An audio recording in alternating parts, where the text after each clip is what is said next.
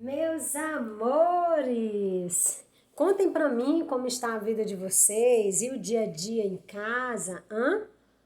Estamos indo aí para o terceiro mês, não é? Como eu sempre estou dizendo, o terceiro mês de isolamento para ficarmos em casa, não é? Sempre estou falando isso, mas quando eu falo, eu também falo também que é certo como dois e dois são quatro, que muito em breve nós nos encontraremos na sala de aula. Lá quando a professora está dizendo, meninos, façam um pouco de silêncio, vai começar a aula, entendeu? Então, essa certeza, eu tenho essa certeza e tenho saudade, sabia? Tenho saudade de tudo isso, saudade de estar perto de vocês, de estar com vocês, meus amores. Eu sei também que vocês sentem também essa necessidade de estar com os outros, não é? Mas agora é o momento de guardar. Agora é o momento de guardar essa saudade, entendeu? E de esperar. Agora é o momento de espera, entendeu? Olha, toma esse momento como aquela fruta que você gosta e tem lá no pé, tá na tua casa, por exemplo, uma manga, ou então, por exemplo, uma goiaba, entendeu?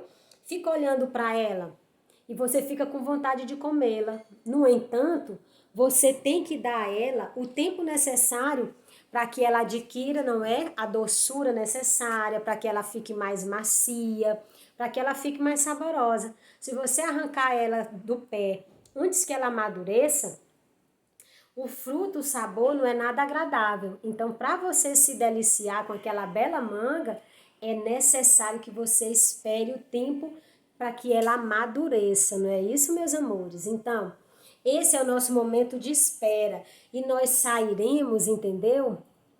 Melhorados e transformados. Esse não é um tempo de tristeza, meus amores. Esse é um tempo de transformação. E não é tempo de tristeza, não é tempo de sofrimento, de angústia, de ansiosidade. Não é, meus amores. Esse é um tempo para nós fortalecermos a nossa fé em Deus. Aí você pode dizer assim, mas professora, a senhora está falando desse jeito e as pessoas que estão sofrendo? É o tempo de nós esquecermos de nós mesmos e doarmos o nosso tempo para orarmos e para rezarmos para os nossos irmãos que precisam da nossa oração, que anseiam por nossa oração, entendeu? Para que a nossa oração comova ainda mais o coração de Deus, que já está comovido com toda essa situação, e para que Ele use de misericórdia para com toda a humanidade. Esse é o tempo que Deus nos deu para nós pensarmos no outro, meu amor. Para nós nos tornarmos próximos uns dos outros, para nós podermos ter um momento para ficar em família, para você poder olhar para sua mamãe linda e dizer que a ama, para você olhar para o seu pai lindo e dizer que o ama, para que nós possamos viver. É um tempo difícil? É, mas nós temos que olhar para ele com otimismo, com uma visão otimista, pensando sempre no melhor, porque o melhor ainda está por vir, tá bem, meus amores? Então, é com essa certeza de que tudo irá passar que eu convido vocês a ficarem de pé, para que nós possamos fazer a oração que o próprio Cristo nos ensinou. E aí, mais uma vez, eu peço, não é? Vocês já sabem até o que eu vou dizer, dá até para ouvir o coro de vocês. Aos cristãos católicos, façam o sinal da cruz antes e após a oração. Sim, meus amados, aos católicos eu sugiro que façam o sinal da cruz, tá ok? Então, vamos dar início à nossa aula, em nome do Pai, do Filho e do Espírito Santo. Amém. Pai nosso, que estais nos céus, santificado seja o vosso nome. Venha a nós o vosso reino, seja feita a vossa vontade, assim na terra como no céu. O pão nosso de cada dia nos dai hoje. Perdoai as nossas ofensas, assim como nós perdoamos a quem nos tem ofendido. E não nos deixeis cair em tentação, mas livrai-nos do mal. Amém. Em nome do Pai, do Filho e do Espírito Santo. Amém. Meus amores, a leitura que nós faremos hoje encontra-se no Antigo Testamento. É o livro de um profeta, o profeta Isaías. Aqui, meus amados, Isaías 40, correto? O livro é Isaías, o capítulo 40, e como eu já havia explicado, não é? Toda vez que eu quero encontrar um livro na Bíblia, eu tenho que me localizar, né? Tenho que buscar na parte superior da Bíblia, sempre na parte central e superior, eu vou encontrar o nome do livro. Os capítulos sempre virão em negrito, bem destacados e maiores que os demais números, e os números menores serão os versículos ou versos, como eu também gosto de chamar. Então, meus amores, a leitura que faremos hoje encontra-se no livro de Isaías. Localizem, Isaías é Velho Testamento, ok? É um dos profetas. Velho Testamento, Isaías, capítulo 40, o versículo é o 28. Correto, meus amores? Localizem aí a página. Vamos lá, eu vou dar um tempinho para vocês localizarem. Localizaram, meus amados? Amém ou misericórdia? Amém, não é? Todos já encontraram? Isaías 40, versículo 28. Vejamos o que Deus quer nos dizer nesta manhã. Não sabeis? Não aprendestes? O Senhor é um Deus eterno. Ele cria os confins da terra, sem jamais fatigar-se, nem aborrecer-se. Ninguém pode sondar sua sabedoria. Olha só, meus amados. Vou repetir. Não sabeis?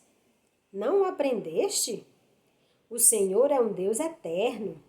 Ele cria os confins da terra, sem jamais fatigar-se, nem aborrecer-se. Ninguém pode sondar sua sabedoria, meus amores. Ninguém pode sondar sua sabedoria. O que vem a ser mesmo a palavra sondar, de acordo com o contexto? Se ninguém pode sondar a sabedoria de Deus, o que a palavra está nos dizendo hoje? Que ninguém pode explicar a sabedoria de Deus e nem tampouco o próprio Deus eterno, não é isso, meus amores? Quando ele diz, não sabeis, não aprendeste, o Senhor é um Deus eterno.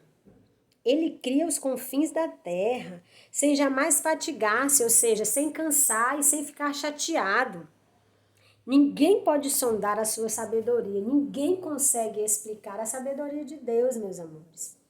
Então, o convite é, não tenta explicar Deus, não tenta decifrar Deus, viva Deus, sinta Deus, ame a Deus, porque a sabedoria de Deus, meus amados, é inatingível para nossa capacidade intelectual. A nossa capacidade intelectual não tem essa condição, não tem essa capacidade de entender e de explicar nem a Deus e nem a sua sabedoria. Por isso que o convite é amar, viver a Deus, viva a Deus, viva esse amor a Deus, viva, ame a Deus. Tá bom, meus amores? Eu sei que vocês responderam às atividades que eu solicitei a semana passada, não é? Por isso eu escolhi uma dentre as que eu pedi e gostaria muito que vocês me respondessem aí do outro lado. Defina Deus. Ah, peguei a senhora, agora eu peguei, que a senhora acabou de dizer que Deus é inexplicável, que Deus, a sabedoria de Deus é insondável, que Deus é inexplicável, não é? Sim, mas isso não impede que você diga para mim como você entende esse Deus inexplicável. Yes, peguei vocês, tá vendo? Você, ao definir, você está dizendo para mim como você percebe esse Deus maravilhoso, como você o sente, como você o vê. Quem é este Deus para ti maravilhoso? Então, o que eu quero é que você manifeste para mim a tua opinião. Diga para mim, diga para a professora Jusileide como você vê esse Deus maravilhoso, é o teu ponto de vista. Como é esse Deus maravilhoso para você? É isso que eu gostaria que vocês me dissessem, tá ok, meus amados? E eu sei que vocês têm a resposta E eu sei que essas respostas que estão aí no livro de vocês são aquelas respostas que eu tenho certeza que são belíssimas, não é? Então, hoje nós vamos conhecer um pouco mais do doutor da igreja, não é? Um dos doutores, que eu já expliquei para vocês o que é um doutor da igreja. Mais uma vez, não é? Falaremos sobre Santo Agostinho. E dessa vez é uma história extremamente interessante relacionado a Santo Agostinho. E todo mundo sabe que Santo Agostinho era uma pessoa extremamente inteligente e uma pessoa que realmente utilizava o tempo dele para, não é? Para contemplar a Deus, para entender esse Deus maravilhoso. E é uma história extremamente interessante que trata de Agostinho, né, de Santo Agostinho, e que o livro, de uma maneira muito inteligente, trouxe para nós trabalharmos hoje, e que se ele não tivesse trazido, se no nosso livro não contasse dessa história, eu faria questão de levar para vocês, porque realmente há um belo ensinamento nessa história. O passeio de Santo Agostinho à beira do mar. Santo Agostinho foi um dos homens mais sábios e cultos. Adorava ler e estudar e adorava pensar em Deus. Era capaz de passar horas a fio ponderando sobre a criação de Deus e seus caminhos misteriosos. Ou seja, não é? Santo Agostinho ele era uma pessoa que ele ficou muito conhecido por ser muito dedicado aos estudos. Ele, de fato, era muito dedicado mesmo aos estudos, não é? Ele teve lá uma vida antes de se tornar padre, não é? Antes realmente de ter a vida transformada, ele era uma pessoa que ele era realmente dado mesmo às coisas mesmo ligadas aos seres, às pessoas mesmo, aos seres humanos, era ligado à vida, ligado a festas, ligado a se relacionar, não é, com várias mulheres, mas ele depois ele se converte, né, ele se transforma numa pessoa totalmente diferente. Mas mesmo assim ele era conhecido, mesmo por ele ter assim uma vida antes, não é, antes de se ter a vida transformada por Cristo Jesus, ele teve uma vida mundana, sim, mas ele sempre foi muito inteligente e extremamente estudioso. E depois que ele teve a vida transformada, ele dedicou a vida dele inteiramente mesmo para estudar e para entender esse Deus maravilhoso. Um dia, Santo Agostinho caminhava à beira do mar. O dia estava lindo, praticamente sem nuvem alguma no céu. O sol dourado refletia na água. Com a brisa que soprava, as gaivotas pairavam no ar, chamando umas às outras. As ondas vinham bater alegremente na praia. Mas Santo Agostinho não percebeu de fato o azul do céu, ou o sol reluzente, ou o chamado das gaivotas. Estava imerso em pensamentos. É o que diz, não é o que explica no primeiro parágrafo, não é? A capacidade que ele tinha de ficar, não é? Fazendo reflexões, de ficar ponderando, de ficar pensando, não é? Sobre questões, sobre temáticas relacionadas a Deus. Então ele estava de tão forma envolvido pelos seus pensamentos que ele nem sequer percebia, como foi destacado aqui, né? O azul do mar, o azul do céu, as ondas, o sol reluzente, os sons das gaivotas. Por quê? Porque ele estava concentrado. Olha o que ele queria saber. Queria saber a resposta para todo tipo de pergunta. Por que Deus deixa coisas ruins acontecerem de vez em quando? Olha um dos questionamentos que ele estava fazendo. Por que Deus deixa coisas ruins acontecerem de vez em quando? Por que não podemos vê-lo?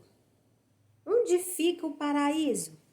Eram questões difíceis, mas Santo Agostinho esperava ser capaz de compreender o grande desígnio de Deus se pensasse nelas com afinco. Então ele acreditava que quanto mais ele se debruçasse sobre esses questionamentos, não é? Com muito compromisso, com muito estudo e com muito afinco, ele ia acabar por descobrir as respostas a estes questionamentos que tanto o inquietavam e que inquietam a humanidade até os dias atuais. Pensou muito, mas não conseguiu descobrir as respostas. Quanto mais pensava, menos sabia.